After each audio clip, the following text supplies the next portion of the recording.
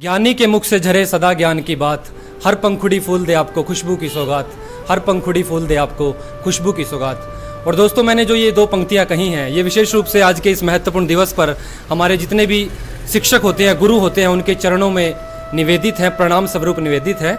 और आज का ये महत्वपूर्ण दिवस उन तमाम लोगों को समर्पित है जो कहीं ना कहीं एक साधारण से बालक को जो अपने घर से निकलता है उसको उसकी ज़िंदगी का अधिनायक बना देते हैं अपनी शिक्षा के माध्यम से, अपने संस्कारों के माध्यम से।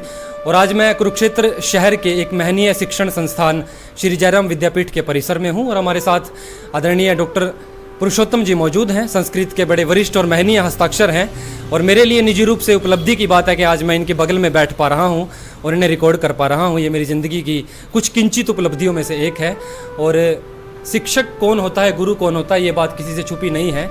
अज्ञानता और अंधकार जो हमारी ज़िंदगी में होता है उसे कहीं ना कहीं हमसे दूर करने वाला गुरु ही होता है।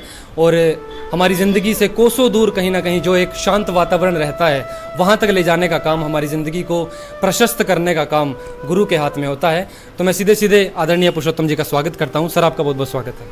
ओम भवानी शंकरो वंदे श्रद्धा विश्वासरूपिणौ याभ्यां विना न पश्यन्ति श्रद्धा स्वान्तस्तवीश्वरम्।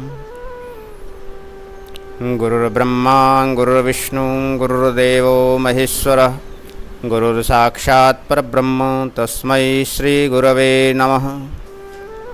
आज आषाढ़ मास के पूर्णिमा, जो कि गुरु पूर्णिमा के रूप में मनाई जाती है, गुरु पूर्णिमा का बड़ा ही महत्व है। गुरु पूर्णिमा जो पहले ही जो शब्द है वो गुरु, पहले हमें गुरु को समझना होगा कि गुरु क्या है। गुरु शब्द दो अक्षरों के मेल से बना है, गु और रु। गु अर्थात गुणातीत, रु अर्थात रूपांतरित, जो हमारे गुणों को रूपांतरित कर दे वही गुरु है। अर्थात जो हमें अज्ञान से प्रकाश की ओर ले जाए वही गुरु है। साधारण शब्दों में यदि हम कहें तो शिक्षक का एक रूप आज हम शिक्षक भी मानते हैं साधारण शब्दों में, लेकिन प्राचीन जो परंपरा थी, गुरु और शिष्य की अनमोल परंपरा थी। जब संस्कारों की यदि बात करें तो उपनयन संस्कार एक महत्वपूर्ण संस्कार माना जाता था, जो कि आज भी गुरुकुलों में विद्यमान है। जगह जगह पर आज भी गुरुकुलों में उपनयन संस्कार अर्थात यज्ञोपवीत संस्कार जिसको बोलते हैं वो हो रहा है। और यज्ञोपवीत संस्कार में गुरु अपने शिष्य को यज्ञोपवीत पहना करके एक मंत्र देता है और वो मंत्र ऐसा मंत्र होता है जिस मंत्र के जप से, उसके प्रभाव से वह इस संसार में जाकर के अपनी ख्याति को फैलाता है। और जो अपने गुरु का प्रभाव है वो शायद उस मंत्र के द्वारा उसके अंदर प्रवेश कर जाता है और वो मंत्र हमेशा प्रभावशाली रहता है और वह जीवन में कभी असफल नहीं होता। आज जो ये परंपरा है आज तक चली हुई है। अगर हम गुरु की महिमा का बखान करें तो गुरु की महिमा का वर्णन तो ब्रह्मा जी भी, मतलब उनको गुरु को जो ब्रह्मा जी भी विशेष महत्व देते हैं। एक कवि की पंक्ति भी है कि गुरु गोविंद दोनों खड़े काके लागो पाए, कि गुरु और गोविंद दोनों खड़े हैं। एक शिष्य पूछता है कि प्रभु मैं किसको पहले प्रणाम करूं, लेकिन भगवान यहाँ कहते हैं कि हे पुत्र, हे वत्स, तो पहले गुरु को प्रणाम करो, क्योंकि मेरे तक आने का माध्यम तो आपके गुरु ने बताया है। अर्थात भगवान तक जो ले जाता है वो गुरु ही है। यदि गुरु की महिमा की बात की जाए तो हम सारे के सारे समुद्र जो हैं उनकी अगर स्याही बना ली जाए और जंगल जितने भी हैं इस संसार में अगर उन जंगलों की लेखनी बनाई जाए तो उस लेखनी से भी, उन जंगलों की लेखनी से और समुद्र की स्याही अगर बना ली जाए तो वो भी शायद गुरु की महिमा लिखने में शायद कम पड़ जाएगी। गुरु की महिमा इतनी महान है। तो आज गुरु पूर्णिमा के इस अवसर पर मैं सभी को बधाई देता हूँ और भगवान सब उन गुरु के शिष्यों को सन्मार्ग पर ले जाए जो आज इस परंपरा से चल रहे हैं और इस परंपरा का पालन कर रहे हैं। धन्यवाद। बहुत शुक्रिया सर, और बड़ी अच्छी बात आपने कही कि ईश्वर तक पहुंचने का मार्ग जो प्रशस्त करते हैं वो कहीं ना कहीं गुरु ही करते हैं। और आपके सानिध्य में रहकर के बहुत सारे संस्कृत के विद्यार्थियों ने आज कहां तक मुकाम बनाया है, ये अपने आप में बात किसी से छुपी नहीं है। वो किसी दैदीप्यमान सितारे की भांति आज पूरे हिंदुस्तान को प्रकाशित कर रहे हैं। मैं विशेष रूप से एक बात और आपसे जानना चाहूँगा, जैसे पिछले 1.5 वर्ष के दौरान शिक्षण संस्थान बंद हैं, जिसमें विद्यालय हो, महाविद्यालय हो या विश्वविद्यालय हो, तमाम प्रकार से बंद हैं, और अब कुछ दिनों से स्कूल खुलने लगे हैं, कॉलेजेस खुलने लगे हैं। तो ऐसे में बच्चों की जो शिक्षा बाधित हुई है, व्यवधान उनमें पड़ा है, तो वे किस प्रकार से अपने आप को रिकवर कर पाएंगे, जो उनका पाठ्यक्रम कहीं ना कहीं छूटा है। तो जो युवा बच्चे हैं जो यहाँ से पढ़ करके गए हैं या कहीं भी जो शिक्षा ग्रहण कर रहे हैं, उनको आप इस वीडियो के माध्यम से और गुरु पूर्णिमा के आज विशेष दिन के माध्यम से क्या संदेश देना चाहेंगे, ये आपसे गुजारिश है। 2 साल के दौरान कोरोना काल में बहुत विद्यार्थियों को बहुत नुकसान हुआ है, लेकिन फिर भी कुछ ऑनलाइन माध्यम से कुछ शिक्षक लोग, गुरुजन अपने विद्यार्थियों को शिक्षा दे रहे हैं। लेकिन वो उतनी बात तो शायद ऑनलाइन माध्यम से शायद उतनी शिक्षा हम नहीं प्राप्त कर रहे हैं, लेकिन फिर भी कोशिश कर रहे हैं।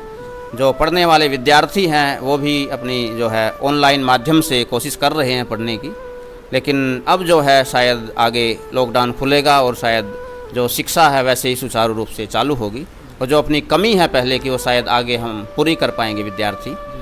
तो धन्यवाद जी, बहुत शुक्रिया सर। और चलते चलते एक छोटी सी बात, एक छोटा सा संदेश और आपसे लेना चाहूँगा कि जैसे कि पहले जो शिष्य और गुरु का नाता होता था, भारत जैसे देश में बड़ी पवित्रता से इस रिश्ते को देखा जाता है, गुरु और शिष्य के संबंध को।